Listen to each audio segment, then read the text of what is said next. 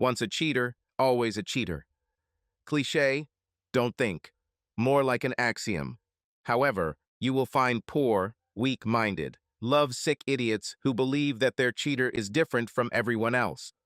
The worst thing is that I am among those who are doomed to suffer as many disappointments as they will allow before they put an end to it and take action. You would think that I don't have everything at home. I'm Janet Monroe.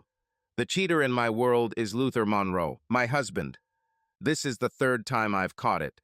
I've never been a big baseball fan, but 3 strikes and you're out sounds enticing. Luther is a good man. Well, he's a good person when he's sober. When he drinks too much, he's usually still a good person. He rarely drinks too much. The problem with usually and rarely is that they don't go well with never. There is one more thing about my dear husband. He would like to be dominant towards his partner. You know, having sex, not love. I just don't like it. Apparently, that's why I forgave Luther both times. Although to say that I forgave him is only partly true. He stepped into the situation and found a woman who liked his aggressiveness. He was truly sorry. He drank too much, and this woman was so in love with him. He was weak. This will not happen again. I took care of our 1.5-year-old daughter. We were trying to conceive a second child. I put my career on hold for 6 to 8 years because we wanted children. I didn't even think about it. But when my husband turned out to be a cheater, I would have ended up with a short share of things. It may be different for others, but for me the big loss was discovering that my husband saw me as a victim. I think he thinks I ate too much paint as a child. A few cocktails later, the girl waves her ponytail in front of his face, and he just can't resist. Nonsense. He himself was looking for an opportunity to become a victim and allowed it to happen. I get angry at friends who say they weighed themselves and found they were 13 pounds heavier. Nonsense. They weigh exactly what they want to weigh. Junk food doesn't take your brains out, it adds to your ass. So I have a husband who will go places he shouldn't, drink more than his libido can handle, give in to his impulses, and make up for it by being sorry. I will be the one who regrets if I don't prepare myself for what to do the next time he regrets. I'm not one of his stupid girls, but that fool thinks I am. I called my former employer and began negotiating a return to the job that I would have gotten if I had not gone on maternity leave. It is clear that they were reluctant, but after some negotiations we came to this agreement. I'll be finishing my MBA over the next 2 years and will be working on a few projects via Zoom for a very low salary. A chance for me to prove and improve myself and earn that big job. It took almost 4 months before I was able to enroll in the executive MBA program at our city's state university. Classes were held on Tuesdays and Thursdays every semester for 2 years. I needed to find a daycare for our daughter, Sarah. This worries me most. My husband's infidelity forced me to transfer part of my daughter's formative years into the hands of a stranger. I found a woman who had a degree in child psychology and wanted to start a small daycare in her home. She thought she could look after 8 children. She currently had 3. Sarah came forth.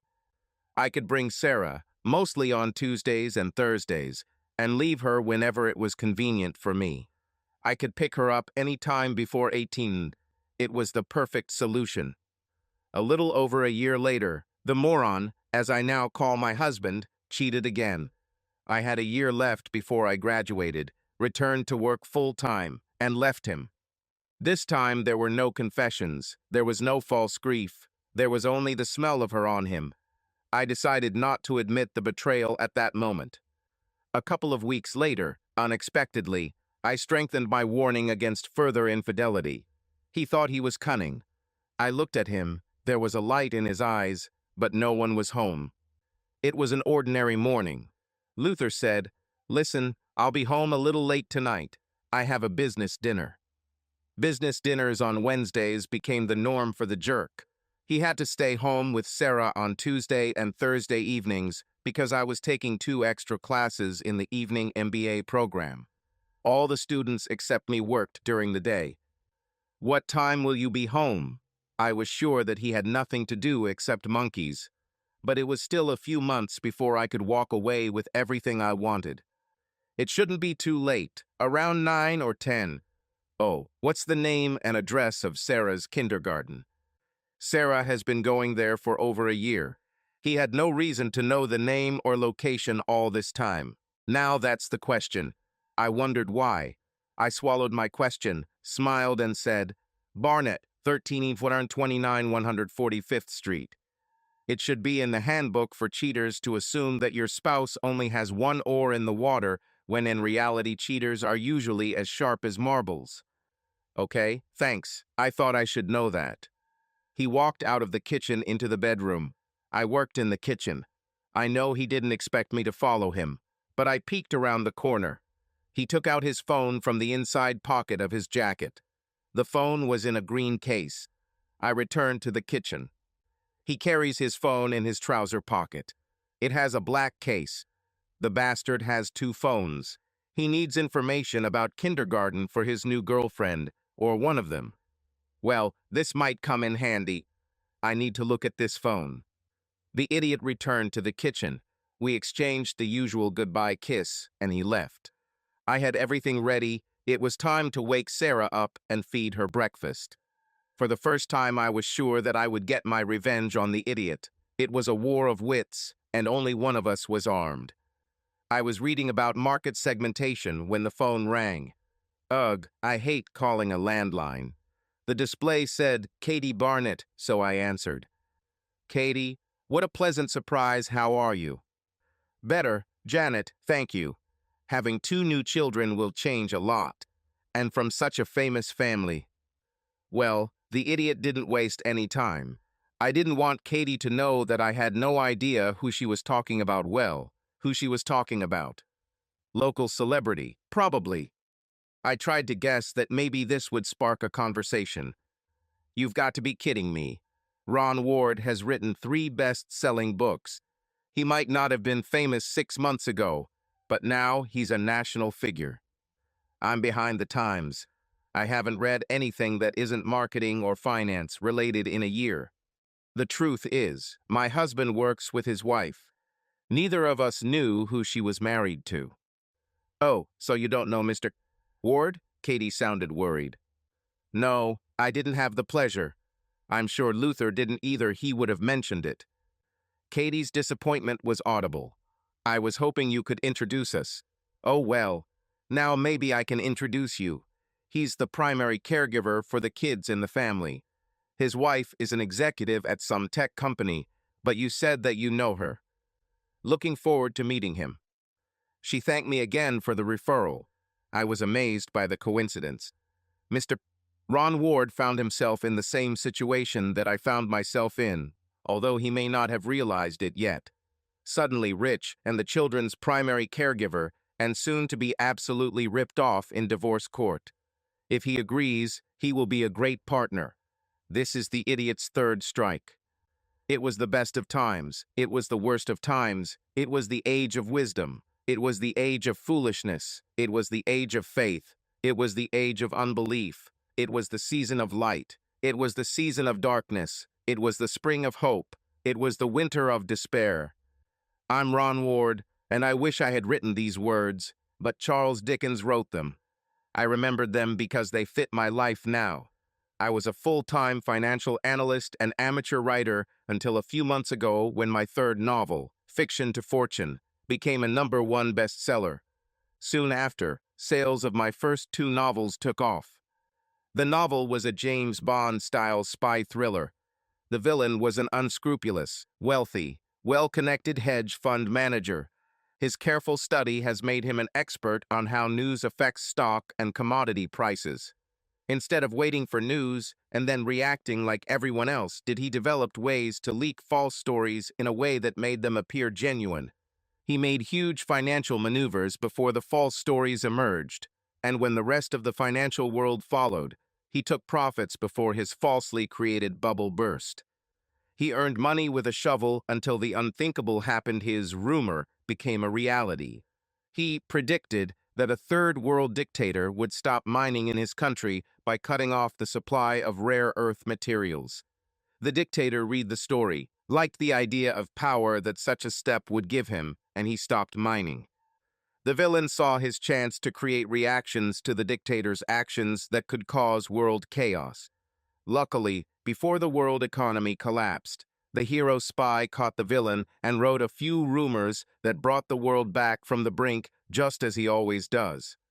This was the first time I used the idea that fiction creates real events. It won't be the last. Book sales were just beginning. I was suddenly surrounded by all sorts of people wanting to make the book into a movie, and people who wanted to represent me taking a lot of my earnings to prevent others from taking a lot of my earnings, so it seemed to me. Better times, of course. But these were also the worst times. Someone said, "Nothing contributes to success like success." I can assume that this person has never been successful. Success is ruining your life, and that's serious. Everything changes. Sure, you can get a wider seat on the plane, but suddenly there are demands to fly everywhere, all the time. People are looking for you, no one will leave you alone. Do you understand what I'm talking about? All these changes took a toll on my marriage. Although I'm not sure about it, something has greatly affected my marriage. My wife Maureen is organized and logical. She and a couple of college friends joined a new tech company right out of high school.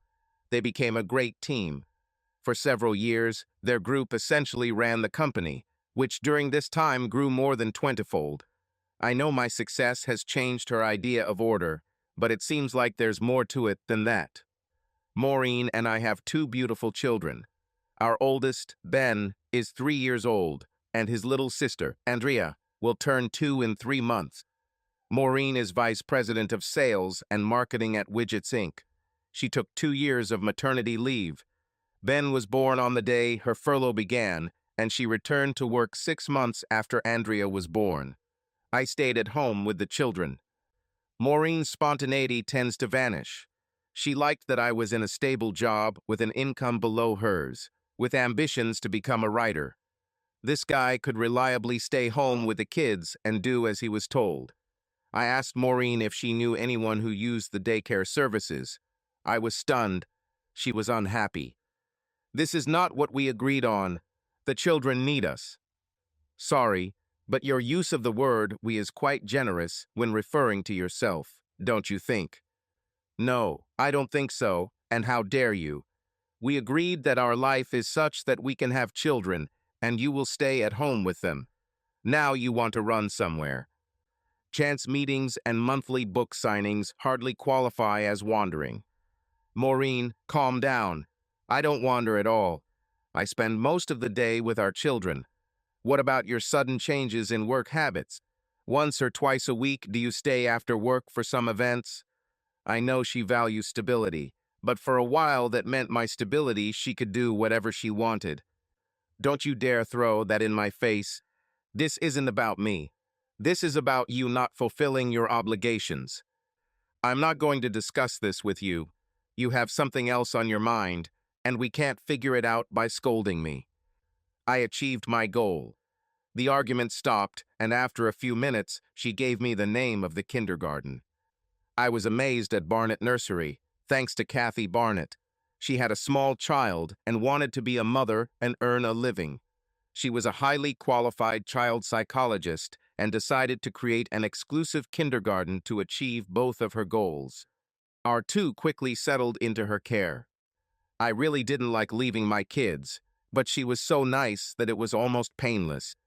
Well, until the day I dropped them off, I met Janet Monroe. I got out of the car, and when I was almost back to the car, a woman approached me. Ron Ward? It's so cool. Fans recognize me." "Yes, it's me. Thank you for reading my books."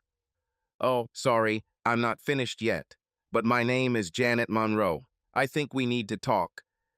Damn, this is awkward.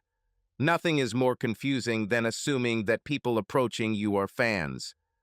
"Forgive my embarrassment. May I ask what you want to talk about?" She looked at her feet. In her case, she looked down because her bust had prevented her from seeing her legs since elementary school, I think. "I'd like us to talk privately and get to know each other a little.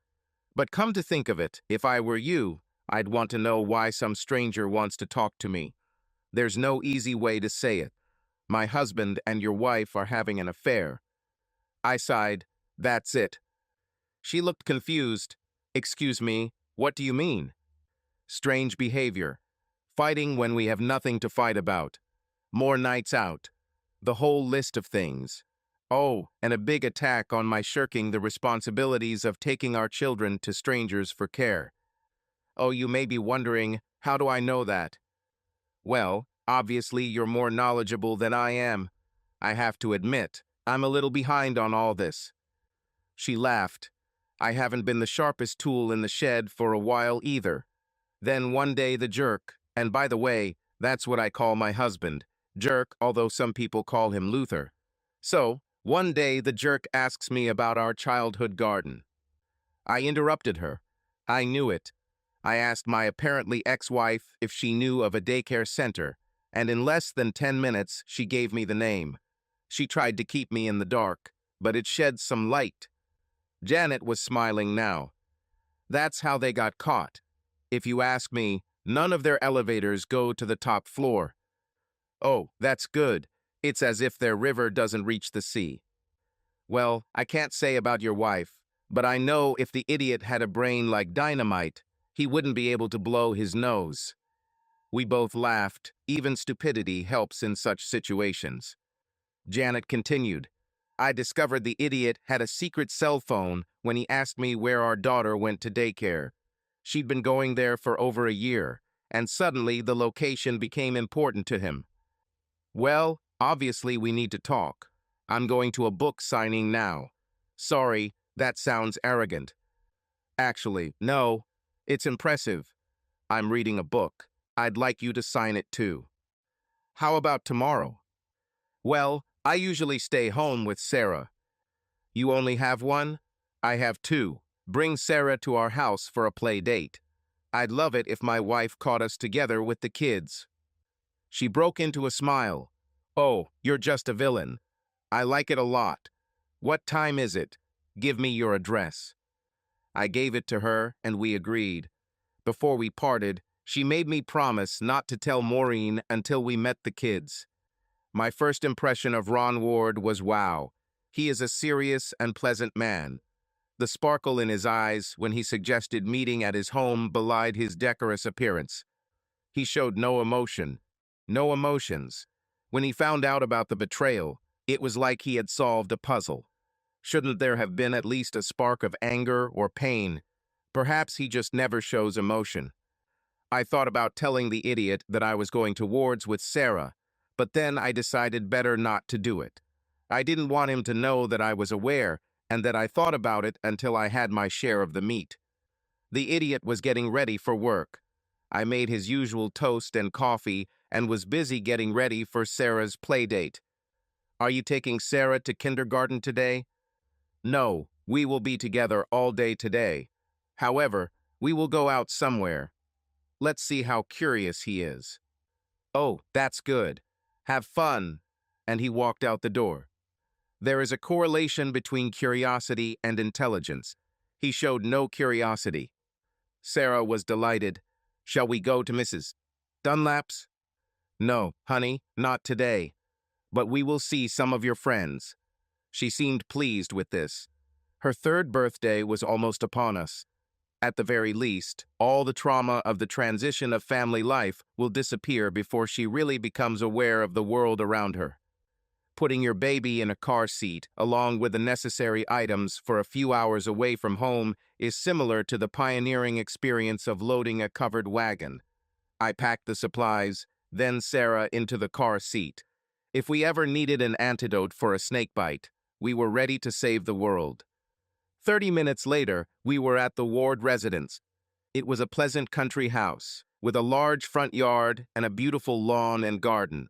Apparently, the Wards were doing well, even before his novels started selling. I was getting out of the car and Ron came out carrying a 2-year-old beauty in his arms. I took Sarah and we headed out to meet them. Ron turned to Sarah. What a sweet beauty you are. What is your name? She turned her head, still shy. This is Andrea, Mom. As soon as Sarah said this, Andrea smiled from all the teeth. The momentary shyness of both disappeared. Ron looked into my car. I think you've got enough for the morning. He grinned. You should have seen what happens when there are two of them. A Sherpa or Schlepper should be provided with this equipment. Sherpa or Schlepper, you must be a writer. This made him smile proudly. Let's go into the house. You tell me what you need, and I'll carry it while you look after the three. I'd be falsely proud. But you know who gets the best share. I brought her crib. She can sleep with Ben. We just bought him a big bed. Besides, people in our families are used to sleeping together. Otherwise, that's a euphemism. Sleeping together, I want it, Sarah suddenly said. Ron enjoyed Sarah's words and replied, Oops, small ears and big ears, as they say. I do like the conversation that might follow through. Well, that's what we want to talk about. We'll discuss the main thing before the kids go to sleep. Some things have to remain a secret until we get everything in order. Ducks? Where? Sarah was determined to take things literally. Ron set up a children's playroom. Nothing that might fall on the little ones, and soft toys for everyone. Sarah and Ben were almost the same age, and the three were used to being together. It was cute to see how Ron's kids tried to get Sarah to play with their toys without worrying about their treasures being stolen. This makes me kind of sad, I said. What? He asked, clearly interested. Sharing is an expression of love. There is a lot of love here. It is a pity that some do not know the limits in their giving. Let me clean your car, and we can talk about it. Ron returned to find the three crawling around with two toy trucks and a stuffed bear. There was some kind of connection between the trucks and the bear, and we found ourselves almost out of their attention. Thanks for coming. You seem to be doing well with them. But since the three on the floor sometimes hear strange words, let's talk about the movie Daniel and Wilma were in. Tell me, are they in love or just having fun? Oh, it was a good movie. The audience learned a lot when they found Daniel's phone. It revealed a love story. For the first time I saw Ron's emotions. The love story touched him, and he was not afraid to show it. Ron, I can see how you're reacting to this movie. We should probably postpone our conversation, shouldn't we? Yes, but if you can, tell me everything and don't mind how it affects me. I can wait for that part of our conversation. I shrugged. Like most love stories, they talk about marriage. But she has two goldfish, and she wants full rights to them.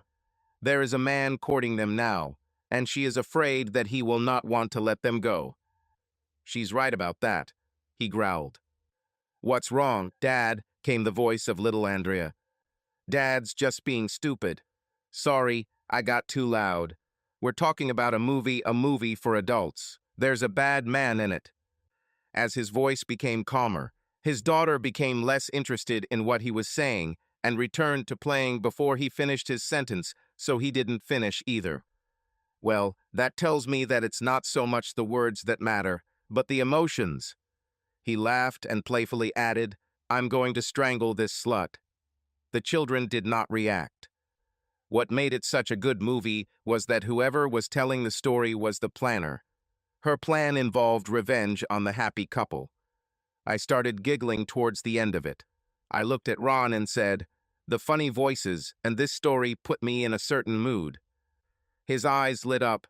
It would be fascinating to try to write about how to say one thing and mean another.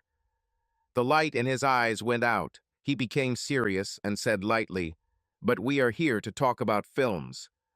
I don't think her plan will work out, though. And why? Well, her lover has a fish too, and he doesn't mind keeping his own fish, claiming he'll be happy to get two new ones. But tell me, do you know anyone who's willing to give up his goldfish, but is happy to get new ones? No, I don't know. We talked like this for some time. We were getting pretty good at it. Neutral tones were key. They are white noise among the very small. The thing that bothered us the most was when he asked if I remembered why the story was written. I told him that as far as I remember, everyone at her old house loved her and treated her like a princess. I shouldn't have used the word princess in front of two little girls who both wanted to know about this princess. I promised that I would read the story to them later, which gave me some time. Then, the slut, as she was now called, discovered that rough handling, harsh syntax, and strong dialogue during dates had some value to her. My description made Ron laugh out loud. Maybe you'll become a writer too. I'm sure such actions have never been described more harmlessly.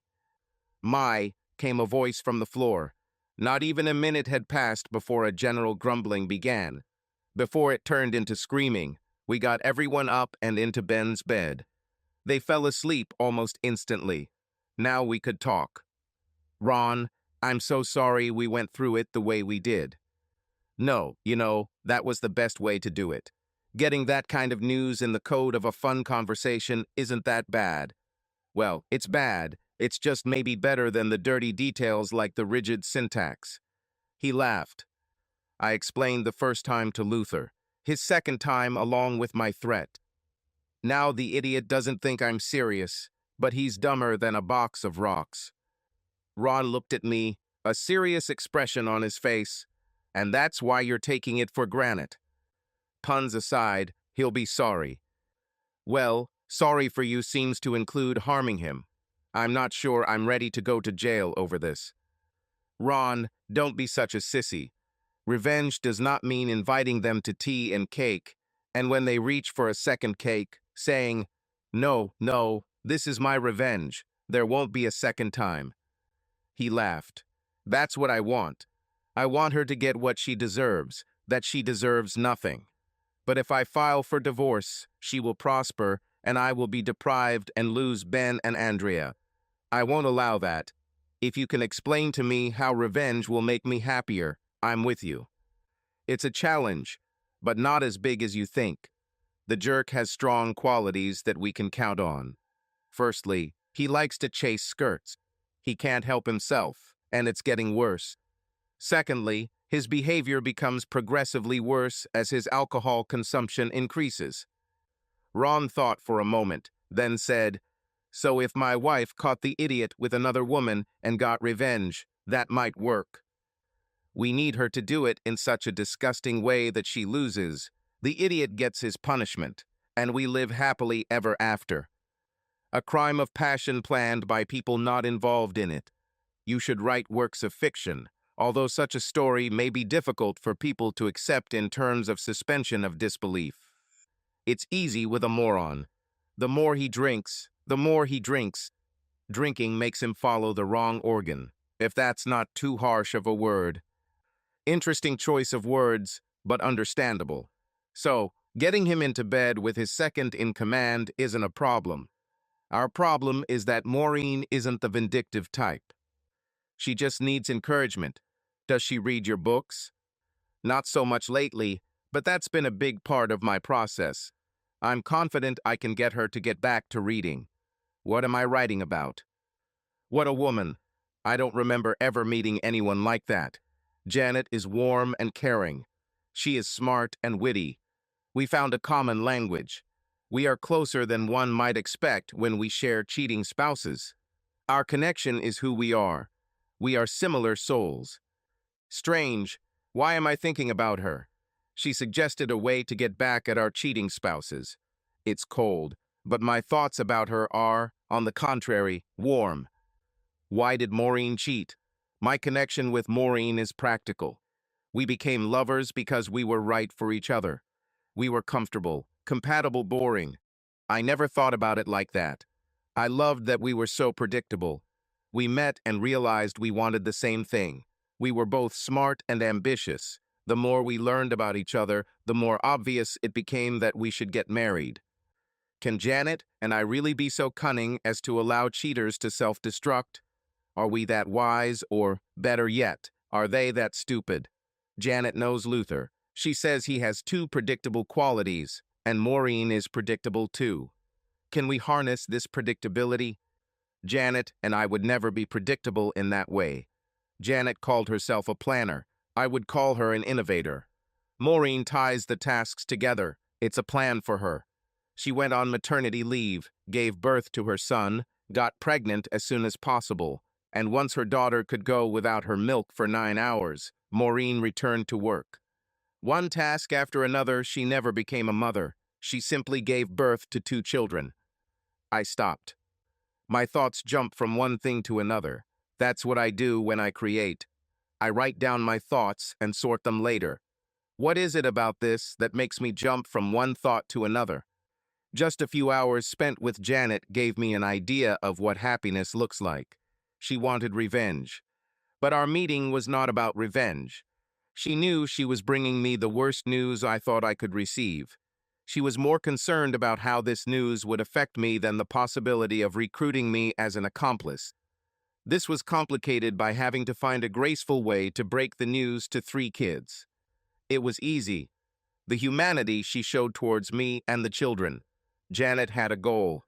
More than a goal, it was her holy grail.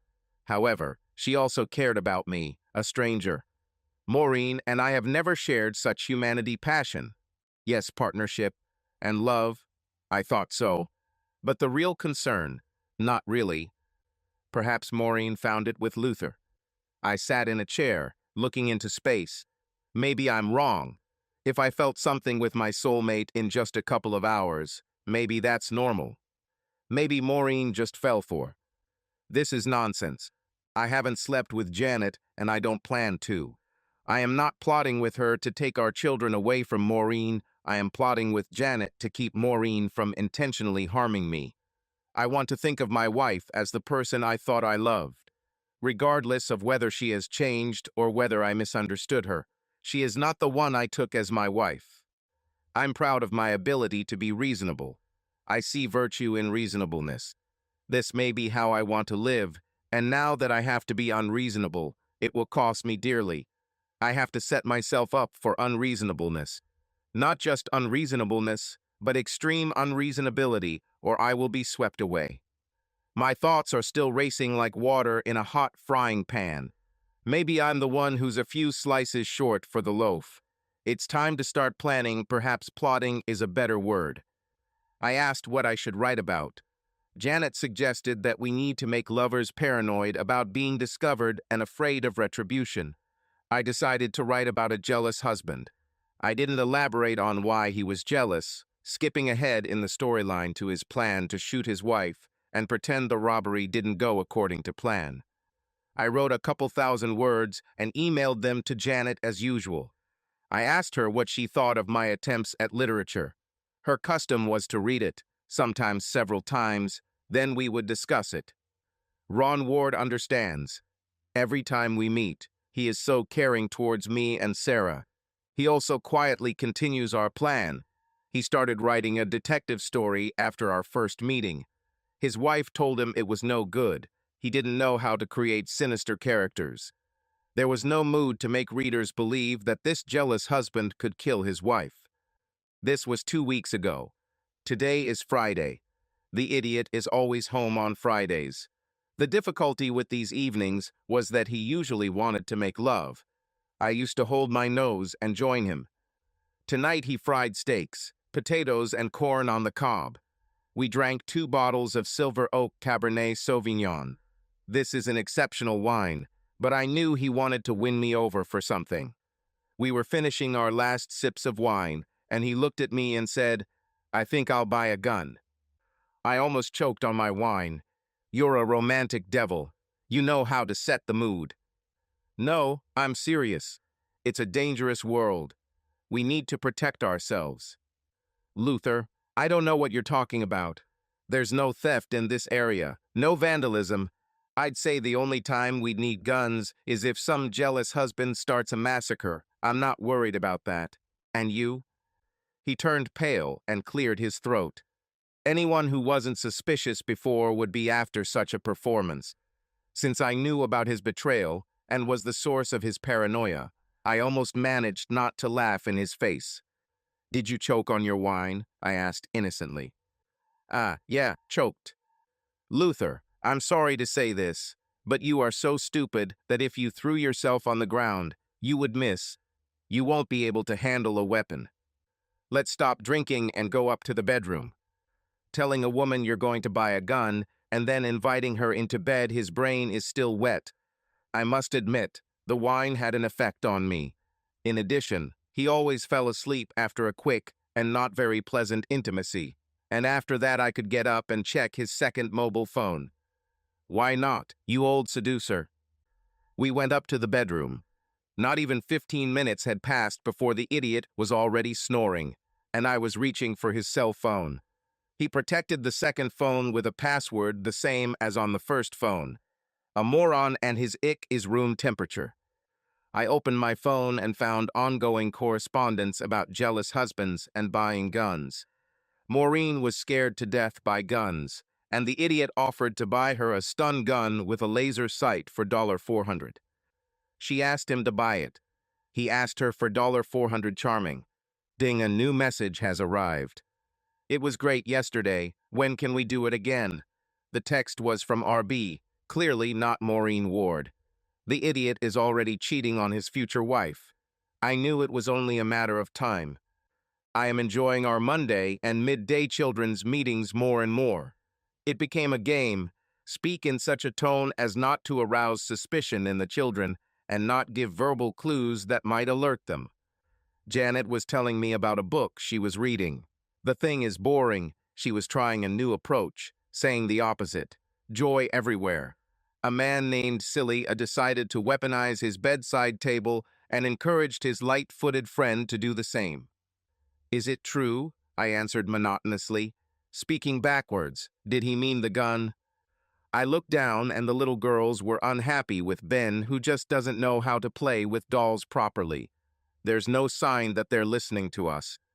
Ben, why don't you take that little car you love so much and let the girls have some fun with the dolls? Ben accepted this with mixed feelings. He knew he actually preferred the typewriter, but teasing his sister and her friend was better. However, looking at me, he decided that he was tired of teasing and headed to the typewriter. Yeah, a gun is like a flea in a carpet. She doesn't want anything to do with it, though. He's going to buy her a stun gun, well, with your money. Oh, I like it, I said, trying to sound disappointed. How fun it is to learn to say one thing and mean another. But you haven't heard the best part yet. Stupid A is not alone, but he has two new horizontal opponents. Now he cheats both in the game he is playing and in the next one he is planning. It's bad to lie, Mom. You're absolutely right. You would never cheat, would you? No, I'm a good girl. Sarah looked pleased and went back to playing. The fact that she knows this word shows what kind of house she comes from. Janet said it as a fact, but her eyes showed that she felt it, and it hurt her. I spoke in a neutral tone. I was close to despair. I had no idea how the story would end. Janet looked at me, then smiled widely. I told you so. Some things are as predictable as the sun rising. Well, the table is set. But how do we put the right players in the right positions? I admit, it's not guaranteed, but I'm more than hopeful. I'm almost sure. She said this all the same indifferently. Heel will be in her hut. How will her partner know to go look for stupid A in a compromising situation? She thought for a moment and couldn't seem to find a witty way to convey her message. We need to wait until bedtime. I looked at the three of them, and they started to get tired. We talked to the kids, and after a few minutes, everyone wanted to lie down for a while. We settled them and returned to the living room. Turns out Mistress Number 2 actually likes extreme games. That gave me a great idea. I laughed. What's so funny? She asked. This is the first thing you've said in a long time where the thought, emotion, and tone are completely the same. Never mind. Tell me your plan. The idiot comes home at 18. I'll prepare cognac. He has a weakness for alcohol, and he goes crazy on cognac. He'll be ready for dinner. Ready for what? I asked in anticipation. I will send Mistress Number 2 a text message to have her on our porch naked at 8:30 p.m. In this message, I will require her to text back at 7:30 p.m. confirming that she will be standing on our porch naked at 8:30 p.m. I will delete the outgoing message. I was impressed. Brilliant. Lover number 2 won't come early. She knows she'll be forced to stand on the porch naked if she does. You might leave after a big fight, and he'll be interested in seeing you leave. Exactly. Before 7:30 p.m., I'll let the idiot know I know about his women. I'll tell him it's over. I'll arrange for Sarah to be at daycare that evening. While we're fighting, he'll get a text message. I can tell this is probably one of your mistresses. Open it and take a look. That sounded good to me. You say he's getting aggressive, so he'll pick up the phone and see there's a surprise waiting for him. An idiot won't even think about why, in the middle of a quarrel with his wife, his mistress offers to come naked to his house. A sober idiot might think about it, but being drunk, he will simply wait impatiently for me to leave. When he's drunk on cognac, it's like he's fallen from the tree of stupidity and hit every branch on the way down. I'll be collected and leave by 2015 or 2020. If I'm lucky, I can take his mobile phone with me. What if she doesn't answer the message?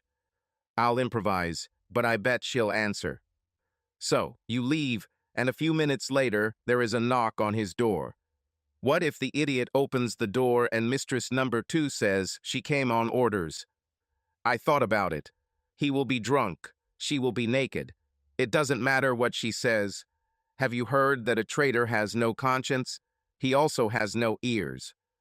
It's a picture. You say he never misses a text message.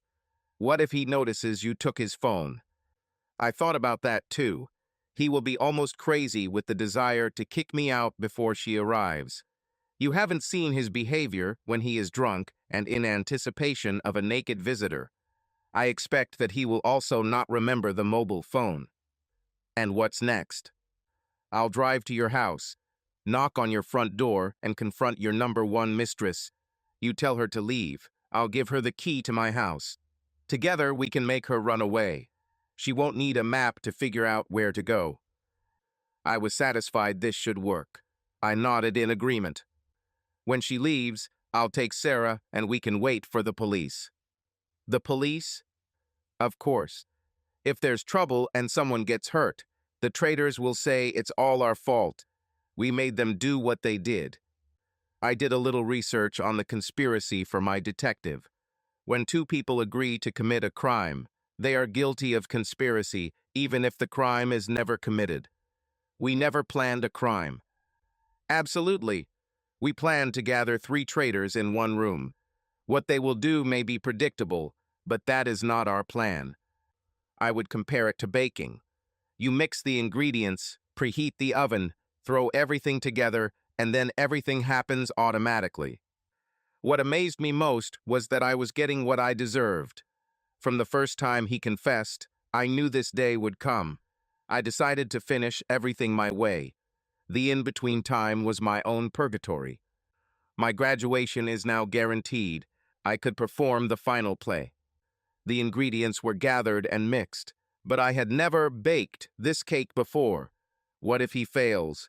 My chances of success depended on the bad character of 2 mistresses and a fool. How is this possible? Maybe I'm just foam and not beer. Creativity is a gift. I used mine to prevent my wife from doing me a great injustice. I'm afraid I've crossed the line and am now causing injustice myself. If Maureen gets seriously hurt or even dies tonight, what will I tell our children? On the other hand, if I behave as they teach, I will lose my children, and who knows what she will tell them about me. My choice was either to be evil and keep the children, or to be good and allow evil to be done to me. The choice is clear, just not easy. We spent a pleasant evening at home. Maureen wanted affection, but I needed to make sure we were dressed when a visitor arrived at 9 p.m. About 5 minutes before the doorbell rings, Maureen was lying on top of me on the couch and said she would go open it. I was right behind her. She opened the door. She was greeted with the words, "You must be a slut." I walked over to Maureen and looked at Janet. "Janet, what brings you here so late?" "Ron, Did you know that you were able to find a daycare because your cheating wife is having sex with my idiot husband? What? I tried to act surprised. Ron, don't listen to her. I have no idea what she's talking about. Janet took her cell phone out of her pocket. Maureen's purse, hanging on a hook by the garage door, began to ring.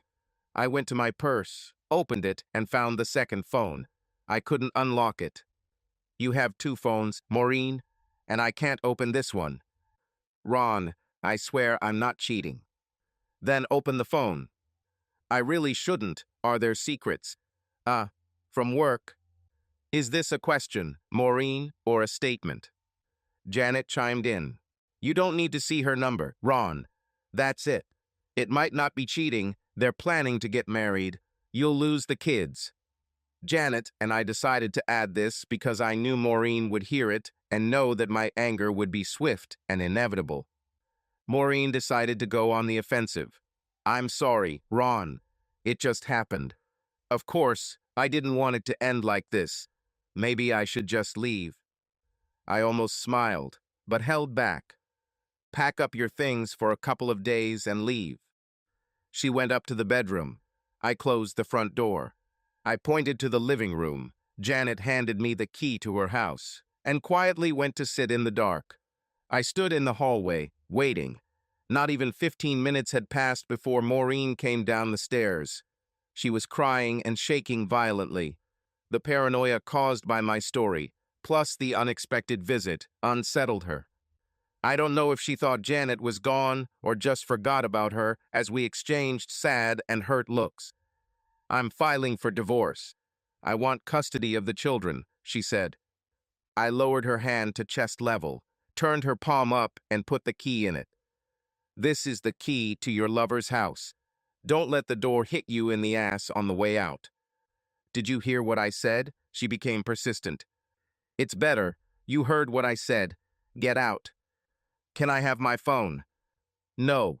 Sue me. Get out. Surprisingly, she turned around, grabbed her overnight bag and purse, and left. I was glad I still had her phone number. I saw that she took her taser with her. I heard the garage door go up, saw her car pull out, and she drove away. I closed the garage door and turned on the living room light. What's new? Janet said with a slight smile. I have nothing new. What about you? Oh, everything is the same. I burst out laughing. Damn good plan, so far. We'll see what happens next. Go get Sarah. And she did just that. I picked up Sarah and brought her back. We set up the guest bedroom so that I could sleep on a king-size bed with Sarah, surrounded by large pillows. Not ideal, but good for a couple of days. I was settling into our new room when the doorbell rang. I looked at the clock, found it on the bedside table, 12:30 at night. I was wearing woolen pajamas and a light robe. I walked down the stairs to meet Ron and two presumably police detectives in the hallway. Ron checked their IDs. Janet, this is Detectives Collins and Gray. Detectives, this is Janet Monroe. Janet Monroe, are you related to Luther Monroe? Married to him? Not for long. Why do you ask? Mr. Monroe was taken to the hospital. He was shot and hit with a taser. Bastard. That's what he needs. My voice was calm. This is your husband, Mrs. Monroe. Are you wondering what condition he is in? I know his condition. He is a cheating bastard who deserves it for all his actions. The detectives looked at each other, then wrote something down. The silence was awkward, and, it seemed to me, deliberately disorienting. I looked at Ron, who was sitting with his hands crossed in his lap, looking surprised. The detectives bowed their heads and Ron winked at me. Detective Gray, who was interrogating me, continued to look down. Detective Collins began talking to Ron. You don't seem too worried either. About what? Ron replied dryly. For starters, about your wife. Obviously, she doesn't worry about me. Why should I worry about her? You weren't told anything about her. You showed no concern, no interest. It's just speculation. but I think it's because I'm not curious or concerned either. What if I told you that she's probably handcuffed to a hospital bed because of that? Ron straightened up to his full height. Look, what do you want from me? You come here flashing your signs and say you have questions. You don't say you came to tell me about my wife's injuries and arrest. Now you want to know why I'm not concerned. Well, now you have me worried about you too. You are behaving inappropriately. The detective took this outburst of emotion as if it were nothing. What if I told you that your wife says it's all your fault? Gotcha, Ron said and laughed. It was more of a joke. So you admit it? Asked the detective. Admit that you are the cause of the chaos that happened at Mrs. Monroe's house this evening. I've never been to Mrs. Monroe's house. I've never met Mr. Ward. I don't know why my wife is handcuffed to a hospital bed. How the hell is this my fault, if you'll pardon my lingo? Your wife says you forced her to do it. Oh yeah, my mind controls the beam. I forgot about that. Mr. Ward, this is a serious matter. This is a criminal investigation. I advise you to take this more seriously. The detective wagged his finger in Ron's face. I have a better idea. If you have a serious investigation, take it seriously and talk to the people involved. Ron shook his finger at the detective. We can arrest you, Mr. Ward. I can sue the city and you personally, detective. They sat looking at each other. Detective Gray broke the silence. I think we started on the wrong side. Let me ask this. Did you send your wife to Monroe's house, knowing that Mr. Monroe would be there with another mistress? Of course, Ron and I said at the same time. And you don't see a problem with that? I answered first. Look, we knew about their affair. My husband told his mistress that they would get married. I thought it would be good if the cheater pointing to Ron was married to find out what she was in for. Goes, you could say it was a selfless public service. Did you give her the key to your house? Asked the detective. Well, actually, I gave it to Ron, who gave it to her. Why did you do this? I don't need it anymore. She's going to marry that traitor. She might as well have it. You knew she would use it tonight and find Mr. Ward with his mistress. The detective leaned forward as if ready to prove his point. No. I sincerely hoped so. Look, I don't know what he or she told you, but it's simple. We hoped they would face their bad deeds. They deserve it. If they chose violence, they chose violence. Mrs. Ward says she bought the taser because of you, the detective said to Ron. She bought it because Mr. Monroe wanted her to buy a gun, and she hates guns, Ron said. How do you know this? It's on his phone, I said, holding the phone. We'll need this. It's proof. I handed him the phone. In any case, I have already copied everything to the cloud. Mr. Ward, said the detective, your wife tells us that you were writing a story about a man who is an author who plans to kill his wife. Well, I'm actually writing such a story. I'm the author. She also says she heard you buying a gun. Who are you really? She heard me buying a gun. From whom? Where? She must have heard me dictating into my computer. Here's the thing. You're an author writing about another author planning to kill his wife. Your wife is paranoid and buys a gun. You send her to her future husband, and she shoots him. Ron laughed. I hope you're writing this down. You want me to feel bad because my wife, a cheater, feels guilty about being a cheater. Because of her guilt or paranoia, she hurts her lover. What do you think is my fault, right? They, it seems, did not want to answer this rhetorical question. May I ask why you are here, Mrs. Monroe? One of the detectives asked. I plan to live here temporarily until we go through 2 divorces. So, you and Mr. Ward are close too. Ron smiled and I replied, well, we're friends, bound by spouses whose vows didn't mean anything. But for now, that's all we have. I think we're both hoping that this could become something more, but time will show. Couldn't have said it better, Ron responded. He turned and looked at me, and for the first time I saw in his eyes more than just the father of my daughter's friends. Several more questions were asked, but in the end, none of the officers could determine what crime we were planning. I advised the fool not to buy a weapon. I even had a recording of this conversation. I also had a recording of our last argument. I think the fool's lies helped us get rid of them. We didn't think much about it. We didn't have a plan. The night I kicked Maureen out, we thought it would be better for Sarah to spend time at home. She spent a lot of time with us. Crap. Not hours, no longer hours. I looked at my watch. 8:30 a.m. 8:30.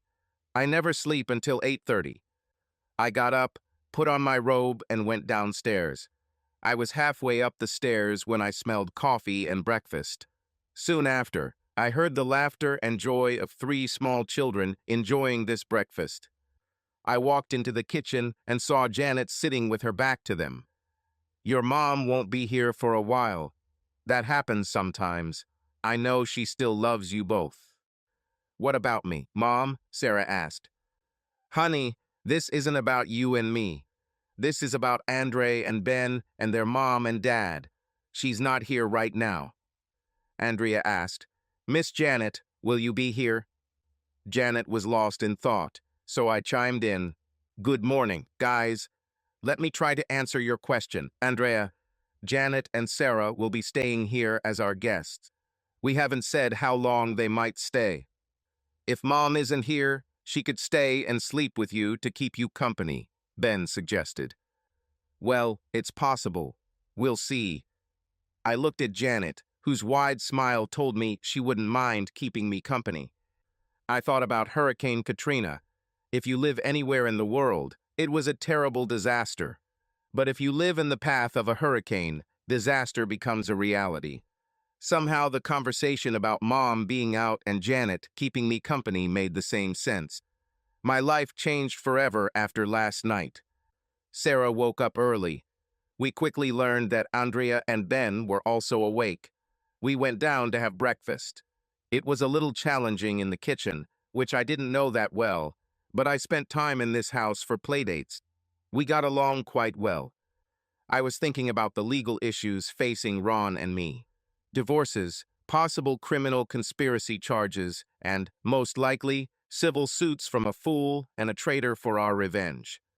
I had a question from Andrea about why I was here, and out of nowhere Ron saved me. We fed everyone, cleaned up, got dressed, and settled down in the living room, and then started talking. "Ron, have you contacted a lawyer?" "Several, but I can't choose between them." "I hired Liz Hansen. She's really good. Why don't we use the same lawyer? We'll probably have a lot of legal problems." "Well, legal problems that will come out of this. We have the same interests. Let's pool resources." "I'm happy you're here. What do you mean by a few problems?" "Ron, our spouses have already accused us of causing chaos. They will probably sue. The prosecutor may see this case as an opportunity to make a name for themselves.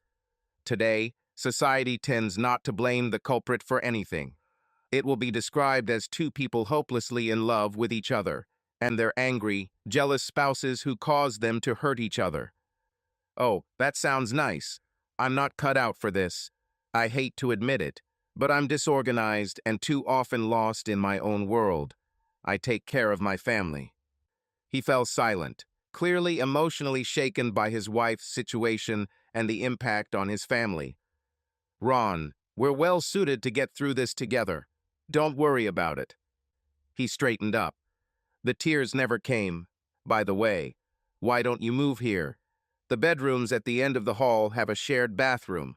You could take the big one, and Sarah and Andrea could share the other. Ben could have the room between your bedroom and mine. It won't be difficult for him to cross the corridor to the bathroom. You use this room for your writing. The office out front has always been Maureen's. You and I can share it. It'll be perfect." "I like it. I can help you. I know I can.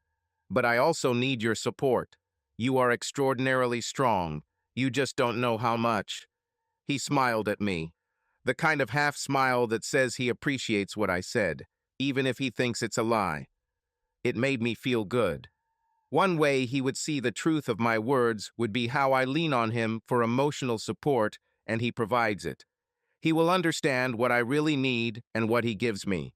He was the one who told me that the greatest gift you can receive is helping those you love. Suddenly, our lives became just a support system for lawyers. I filed for divorce from a fool. Ron filed for divorce from Mistress Hash 1. She was arrested for assault with intent to cause grievous bodily harm. Mistress Hash 2 sued Mistress Hash 1 due to her injuries and mental anguish. The fool filed for Mistress Hash 1 because of his injuries. The fool and Mistress Hash 2 filed several lawsuits against each other, but they were all eventually withdrawn. But the end of the day saw us doing what families do. What a day! I walked through the door, exhausted. I spent 2 hours with our lawyer getting ready, and I was interviewed by the assistant district attorney for another 2 hours. I hate to say it, but it's better for you than for me. How did it go? Ron smiled as he said this and handed me a large glass of vodka tonic and lime. Most of my arguments were with Liz.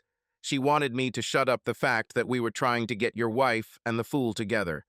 I told her there was too much evidence on the phones to keep quiet about it.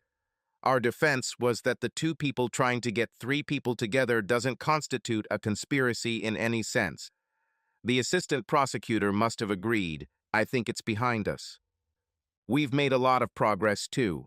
I kept an eye on them. They were confused. Sometimes the older two wanted to be together. Other times the two girls wanted to be together. Never brother and sister. They finally had a fight, and I had the opportunity to sit with the three of them and talk about love. About love, not about quarrels and struggles. No, their problem is that the three of them are not very comfortable together, and they are in the worst possible combination. They just need to learn that when they love, sometimes they will suffer, and they need to learn to express it without fighting. All legal red tape was forgotten. I know he does this on purpose. Relationships are important. Family is important. The world does not control us in our home. But this is not our home. We are not family. Mistress Hash 1 was eventually convicted of assault and, due to the injuries inflicted on the fool, received 3 years in prison. Her behavior also ruined any chance she had of custody. Months of legal proceedings left her depressed. She did not want to see or be seen. The fool was wounded in the left leg. He, too, was a bitter and broken man. The trial between him and Mistress Hash 1 was epic. He managed to convince the jury that she had wronged him, but in the end they had no real sympathy for him. He was only awarded $100,000. It turns out that in my divorce agreement, I was able to convince the court that the fool had used too many of our joint assets in a bunch of lawsuits, all of which were a direct result of his whorishness. Every cent he had left, including $100,000 from Mistress Hash 1, was awarded to me. The exchange of this money was the most pleasant of all. Ron wrote a check to his ex-wife. She wrote a check to a fool. The fool wrote me a check. It was also a strange time. Ron is an incredible person. He cares about people first. Oh, sure, you could say that everyone does it, but that's not true. I first noticed this in his attitude towards children.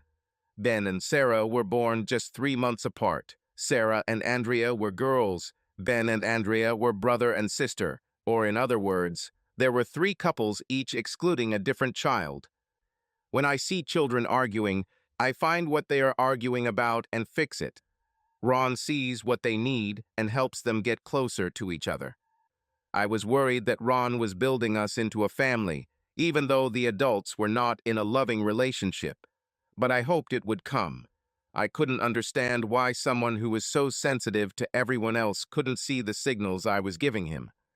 However, his heart had just been broken, and he relied on me for the strategies of these lawsuits.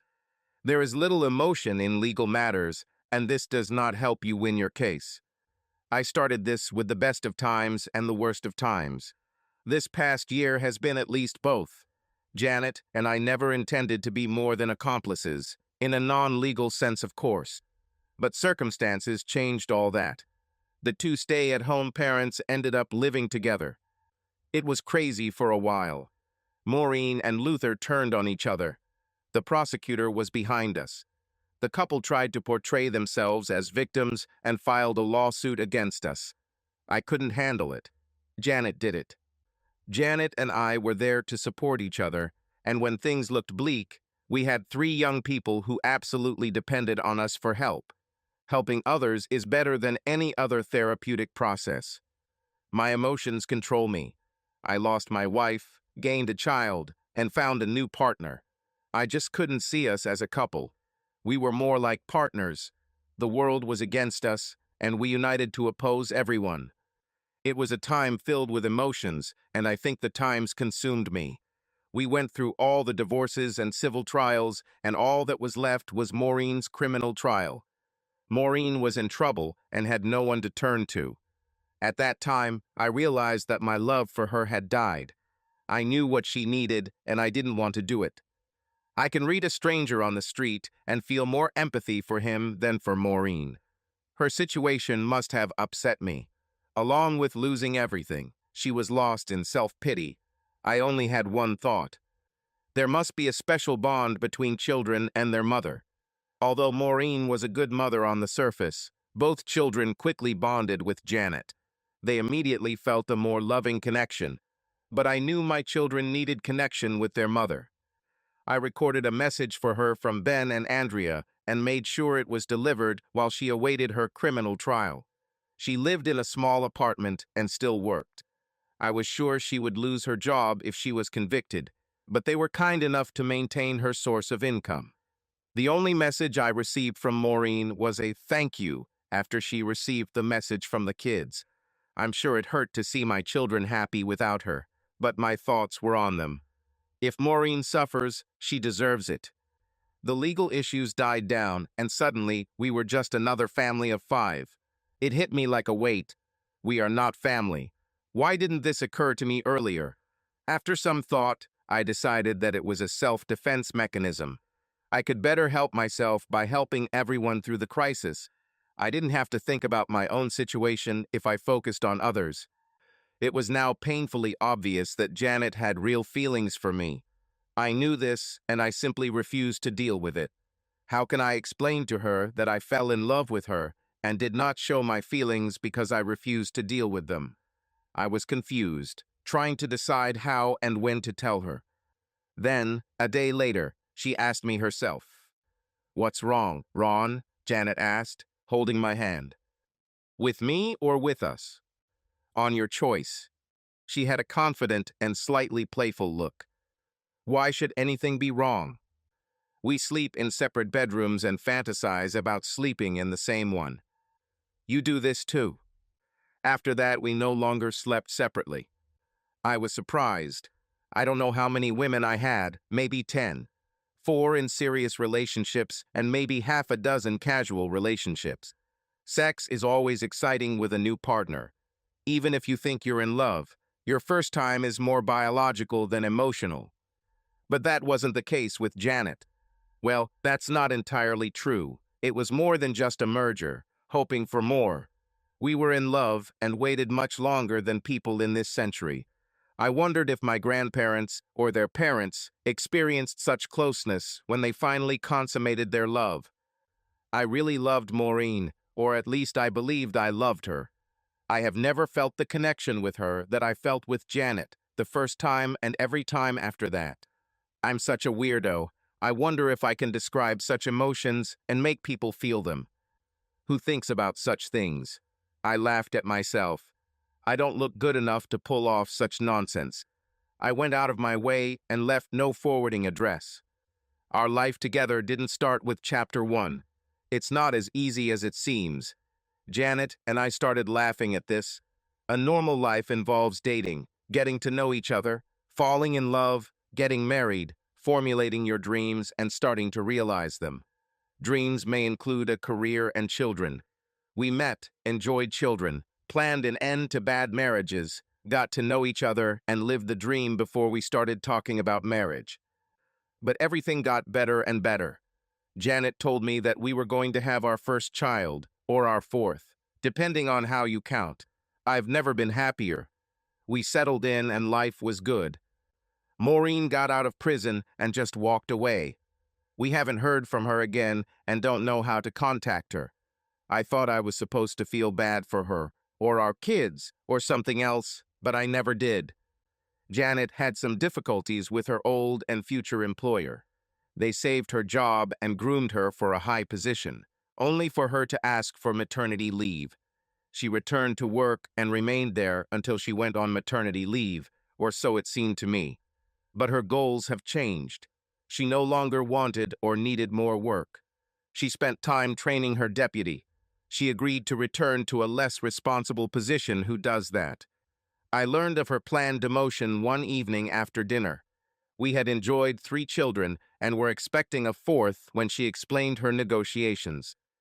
The boss got all worked up and wanted to know why I wanted to leave and then come back to a less important position. Do you know what I told him?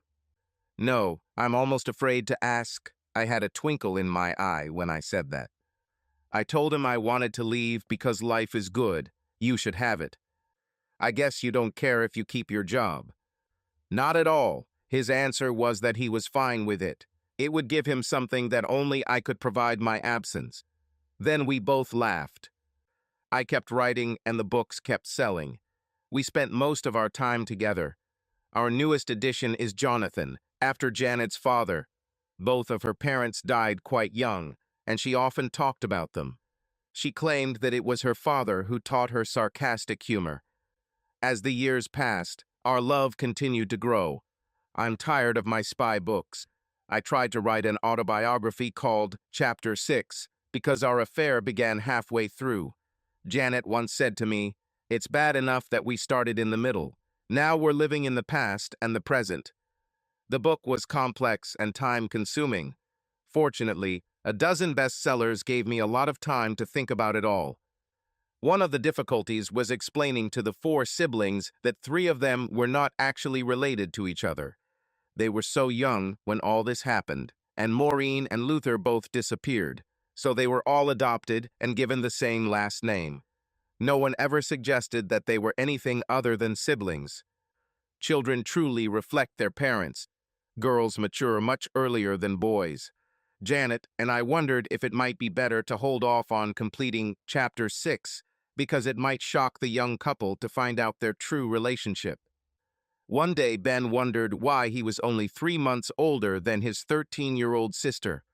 Her response was priceless. I don't have time or pencils to explain this to you.